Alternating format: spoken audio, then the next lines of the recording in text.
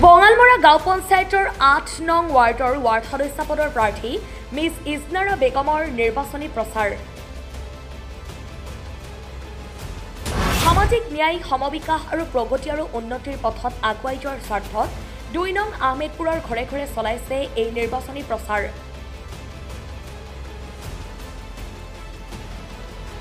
ইজনাৰা বেগম ২ নং আহমেদপুৰৰ ৱাৰ্ড সদস্য পদৰ বাবে এক উপযুক্ত যোগ্য প্ৰাৰ্থী বুলি বিবেচিত হৈছে। আহমেদপুৰ ৰাইজৰ মনোনীত নিৰ্দলীয় প্ৰাৰ্থী মিছ ইজনাৰা বেগম। লগতে অধিকাংশ ৰাইজৰ বিপুল সমাদৰ লাভ কৰিছে এইগৰাকী প্ৰাৰ্থীয়ে। নিৰ্বাচনত জয়ী নিশ্চিত হোৱাৰ বাবে আজি নিজ ৱাৰ্ডত এক নিৰ্বাচনী প্ৰচাৰ আৰু দুৱা অনুষ্ঠান আয়োজন কৰি ৰাইজৰ পৰা সহায় সহযোগ আৰু দুৱা বিচাৰে মিছ ইজনাৰা বেগমে। আগন্তুক পঞ্চায়ত নিৰ্বাচনত ৭৩ নং বিহপুৰীয়া বিধানসভা সমষ্টিৰ বঙালমৰা গাঁও পঞ্চায়তৰ ৮ নং ৱাৰ্ডৰ ৱাৰ্ড সদস্য পদৰ বাবে সৰ্বাংগীন উন্নয়ন আৰু এখন নতুন সমাজ গঢ়ি তোলাৰ মানসিকতাৰে আপোনালোকৰ বহুমূলীয়া ভোট অটোৰিক্সাৰ চিহ্নত জয়যুক্ত কৰাৰ বাবে আহ্বান জনায়। লখিমপুৰৰ পৰা হাছিবুল হাছানৰ ৰিপৰ্ট, D7 নিউজ। মই ক'বলৈ গ'লে এটা ভাল খবৰ। আজি চাওক, আমাৰ এই নিৰ্বাচনী সভাখনিত কিমান উপস্থিত হোৱা ৰাইজ গোট খাইছে, এই আমাৰ সৌভাগ্যৰ কথা।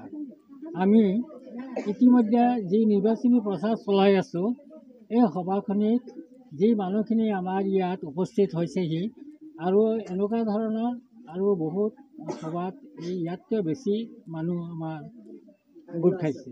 গতিকে আমি এইবাৰ ইজনাৰা বেগমক আমি এই ৮ নং ৱাৰ্ডৰ পৰা বিপুল ভোটেৰে জয়ী কৰিম বুলি আশা ৰাখি মোৰ বক্তব্য সামৰিছোঁ। এইবাৰ ৮ নং ৱাৰ্ডৰ পৰা ৱাৰ্ড সদস্য হিচাপে উঠিছোঁ। মই যোৱাবাৰ খেলিছিলোঁ ৱাৰ্ড সদস্য, মই কেইটামান ভোটৰ কাৰণে জিকিব পৰা নাছিলোঁ।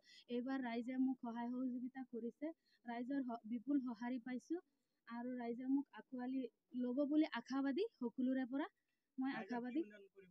ৰাইজৰ উন্নয়ন মানে মই যি পাৰোঁ পঞ্চায়তত গ'লে যি কাম কৰিব পাৰোঁ, পঞ্চায়তত বহুত কাম আহে। ধৰক দুখীয়া এটাক দিব লাগে বেছি ভালকৈ, আৰু যিসকল ধৰক ধনী চনী আছে সিহঁতৰ লগত কথা বতৰা পাতি চাৰিওফালৰ পৰা মানুহ লৈ কথা বতৰা পাতি ৰাইজক যি উপযুক্ত হয় তাক দিবলৈ চেষ্টা কৰিম। মই 90%, 100% আশাবাদী।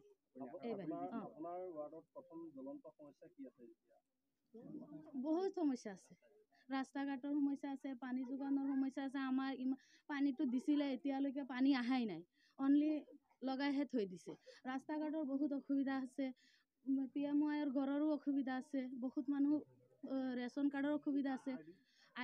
আইডিৰ কেইদিনমান আগতে ফটো মাৰিছে, কিন্তু বহুত বাকী আছে। সেইকেইটা জীৱিকা সখীৰ লগত যোগাযোগ কৰি মই সিহঁতক দিম বুলি আশাবাদী।